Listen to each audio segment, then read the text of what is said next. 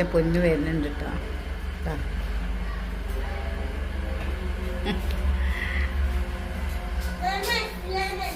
വലൈക്കും സലാം. ഇനി മൂക്കൊണ്ടാണല്ലോ വർത്താനം, ജലദോഷം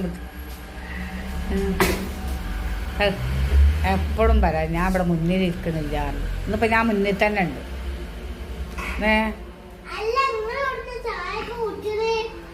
ഞാൻ ചായ കാച്ചി എനിക്കുണ്ട്.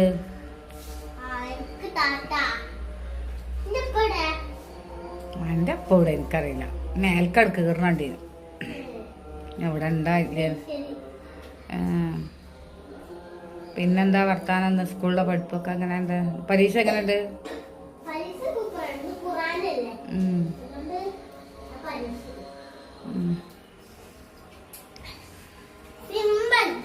കൊണ്ടക്ക ബാഗ് കൊണ്ടച്ചാ.